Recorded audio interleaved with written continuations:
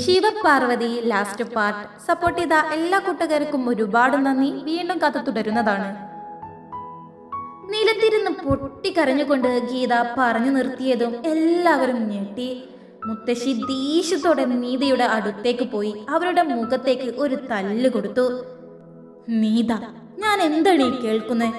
നീ എന്തൊക്കെ നുണകളാ ഇവിടെ വന്ന് പറഞ്ഞേ? അവൻ അവിടെ വലിയ ജോലി തിരക്കാണെന്നൊക്കെ പറഞ്ഞ് ഇപ്പൊ ഇതൊക്കെ ഒന്നിരിക്കുന്നു, എന്നിട്ട് അതിന് കൂട്ടു നിന്നിരിക്കുന്നു നീ?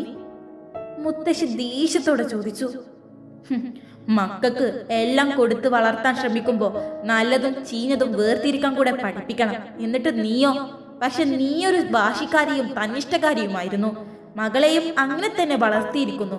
എന്നിട്ട് ഇവിടെ വന്ന് അവളുടെ ഒരു നാടകവും. വിശ്വനാഥനും ദേഷ്യത്തോടെ ചോദിച്ചു. നിന്നെ തന്നെയാണ് ആദ്യം തല്ലേണ്ടത്.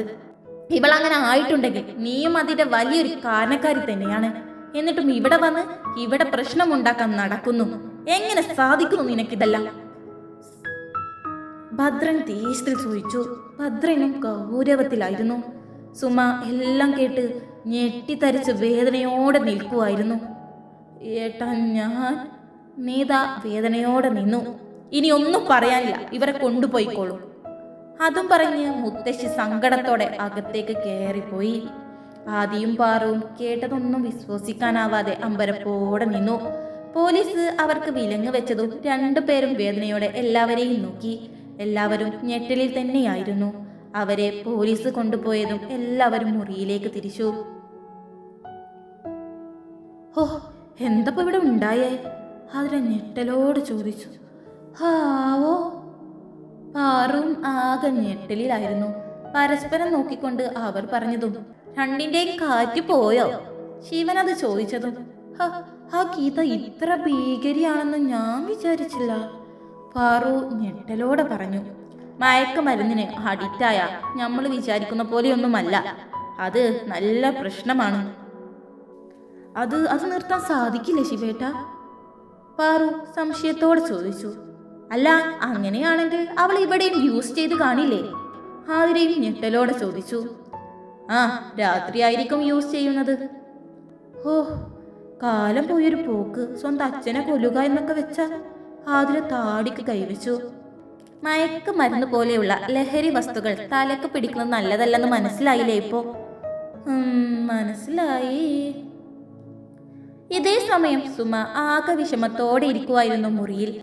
അപ്പോഴാണ് ഭദ്രൻ അവരുടെ തോളിൽ കൈവച്ചതും അവർ പെട്ടെന്ന് പൊട്ടിക്കരഞ്ഞു. ഇത്രയും നാളും അവരുടെ വാക്കുകളെല്ലാം കേട്ട് ഞാൻ എൻ്റെ സ്വന്തം കുഞ്ഞിന്റെ ഭാവി തന്നെ കളഞ്ഞല്ലോ. എൻ്റെ കുഞ്ഞ് എന്നെ വെറുക്കുന്നുണ്ടാവില്ലേ ഭദ്രേട്ട? അവന്റെ ഒരിഷ്ടവും നോക്കാതെ പ്രവർത്തിക്കുമ്പോ ഞാൻ പറയാറില്ലേ, നീ ഇതൊക്കെ കാണിച്ചു കൂട്ടി ഒരിക്കൽ ഖേദിക്കുമെന്ന്. അവൻ ഇഷ്ടപ്പെട്ട് കെട്ടിക്കൊണ്ടുവന്ന പാർവതിയോട് നീ എങ്ങനെയാണ് പെരുമാറുന്നത് എന്ന് നിനക്കറിയില്ലേ? പണവും പത്രാസും അല്ല സുമ മനുഷ്യൻ. അതാണെന്ന് നീ വിചാരിക്കരുത്.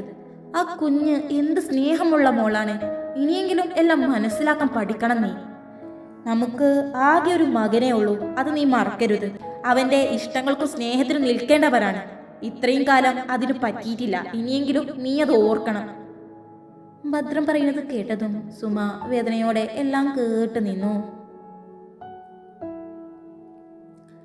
അങ്ങനെ കുറച്ച് ദിവസങ്ങൾക്ക് ശേഷം, ഡേ, എനിക്ക് ശരിക്കും പേടിയാവുന്നുണ്ട് കേട്ടോ, ആതിര ഒരു ഭയത്തോടെ പറഞ്ഞു. എന്തിന്? ദേ പാറു, എനിക്കിപ്പോ ദേഷ്യവും പേടിയും സങ്കടവും എല്ലാം കൂടെ ഒപ്പം വരുന്നുണ്ട്. അത് കേട്ടതും പാറു പൊട്ടിച്ചിരിച്ചു. ഹോ, നീ നിന്ന് ഇടിച്ചോണ്ടിരുന്നോ? എന്റെ പൊന്നാദിയെ, ഒന്ന് പെണ്ണ് കാണാൻ വരുന്നു എന്നേ ഉള്ളൂ. നിന്റെ ഭയം കണ്ടാൽ എന്താ പറയുക ഞാൻ? പാർവതി കളിയാക്കിക്കൊണ്ട് ചോദിച്ചു. എന്താ മക്കളെ, ഒരുക്കമെല്ലാം കഴിഞ്ഞില്ലേ? സുമ അങ്ങോട്ട് വന്നുകൊണ്ട് ചോദിച്ചു. അതേ അമ്മ, എല്ലാം കഴിഞ്ഞു. നമ്മുടെ സുമ ആള് നന്നായി കേട്ടോ. ഇപ്പോ ആൾക്ക് മരുമോളെ ഒത്തിരി ഇഷ്ടമാണെന്ന്. ആദ്യമോളെ സുന്ദരിയായിട്ടുണ്ട്, പാറു ഒരു പുഞ്ചിരിയോടെ പറഞ്ഞു. ഒന്ന് പോടി, എനിക്ക് പേടിയാവുകയാണ്. പാറുമോളെ, നീ വായോ, ആ പലഹാരമെല്ലാം ഒന്ന് ശരിയാക്കണം. ഇവരിങ്ങെത്തി. ഭാനു അമ്മ അത് പറഞ്ഞതും അയ്യോ വന്നോ? എന്നാ പാറുവിനെ വിടില്ല. ആതിര ടെൻഷനോടെ പാറുവിനെ പിടിച്ചു. ഞാൻ അതെല്ലാം ഒന്ന് എടുത്തു വെക്കട്ടെ എൻ്റെ ആദിയെ. നോ നെവർ, പറ്റില്ല. ഓ ദേ പെണ്ണെ, കൊഞ്ചാൻ നിൽക്കാതെ അവളെ വിട്ടെ. നിന്റെ കാണിച്ചുകൂട്ടിൽ കണ്ടാ തോന്നും നീയാണ് ആദ്യമായിട്ട് ഈ ലോകത്ത് പെണ്ണ് കാണാൻ പോകുന്നതെന്ന് ഭാനുവമ്മ ദേഷ്യത്ത് പറഞ്ഞത്. അമ്മേ മോളെ, നീ അവളുടെ കൂടെ നിന്നു, ഇല്ലെങ്കിൽ ഈ പെണ്ണിതാകെ കുളമാക്കും.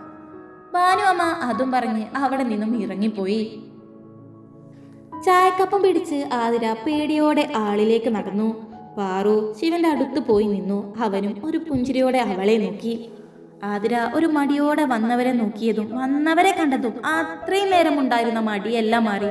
അവൾ പെട്ടെന്ന് ഞെട്ടി തിരിഞ്ഞ് പാറുവിനെ നോക്കി.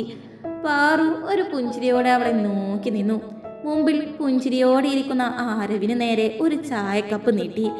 ശേഷം ജീവനും അനുശ്രീക്കും ശ്രീജക്കും എല്ലാം ചായക്കപ്പ് നൽകി അവൾ നേരെ വന്നത് പാറുവിന്റെ അടുത്തേക്കാണ്.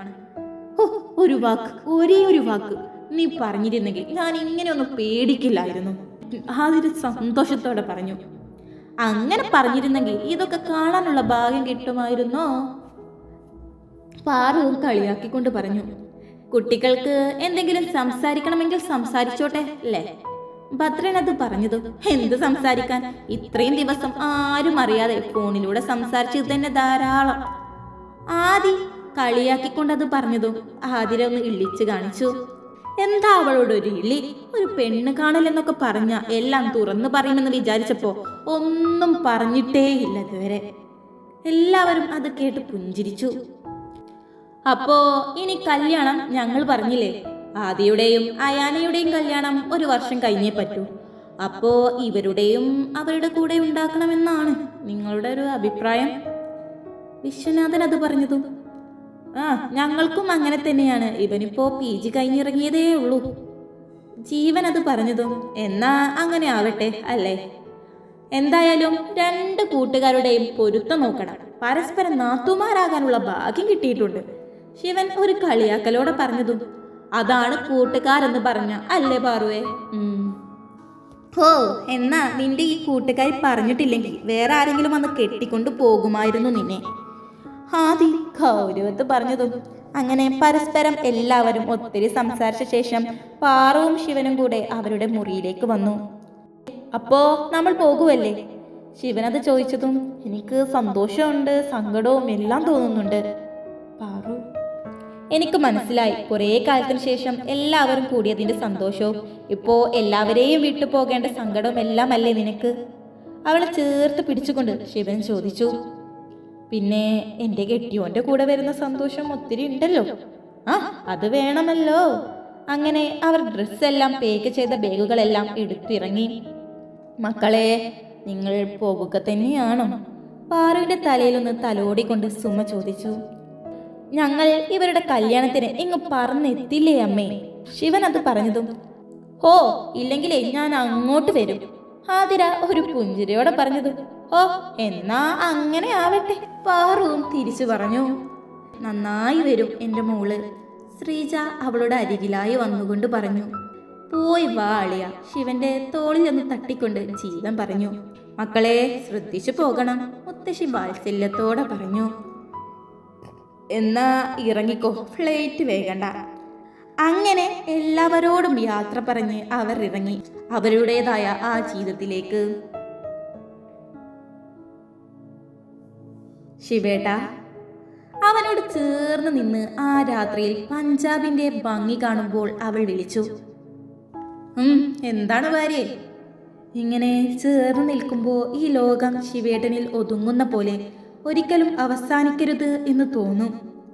പാറു സന്തോഷത്തോടെ പറഞ്ഞു. നമ്മൾ ജീവിക്കാൻ തുടങ്ങിയിട്ടേ ഉള്ളൂ പാറു, അങ്ങനെ അങ്ങ് അവസാനിക്കാൻ പറ്റുമോ? അത് കേട്ട് അവളൊന്ന് ചിരിച്ചു. നിനക്ക് കൂട്ടായി ഞാനും, എനിക്ക് കൂട്ടായി നീയും, അങ്ങനെ നമ്മൾ മാത്രമുള്ള ഈ ലോകത്ത് നമ്മൾ അങ്ങ് പ്രണയിച്ച് ജീവിക്കും. അവനിലേക്ക് അവളെ ഒന്നും കൂടെ ചേർത്ത് പിടിച്ചുകൊണ്ട് അവൻ പറഞ്ഞു. അവൾ ഒരു പുഞ്ചിരിയോടെ അവനിലേക്ക് ചേർന്ന് നിന്നു. ഈ കഥ ഇവിടെ അവസാനിച്ചു. ഇനി അവരങ്ങ് പ്രണയിച്ച് ജീവിക്കട്ടെ അല്ലേ? എല്ലാം ശുഭമായിട്ടുണ്ട്. നമുക്ക് മറ്റൊരു കഥയായി വീണ്ടും വരാം. എങ്ങനത്തെ കഥയാണ് പ്രതീക്ഷിക്കുന്നത് എന്നും കൂടി കമന്റ് ചെയ്യാൻ മറക്കല്ലേ. ഈ കഥയുടെ അഭിപ്രായവും കമന്റ് ചെയ്യാൻ മറക്കരുത്. അപ്പോൾ ഈ സ്റ്റോറിക്ക് നൽകിയ സപ്പോർട്ടിന് എല്ലാവരോടും ഒത്തിരി നന്ദി പറയുന്നു.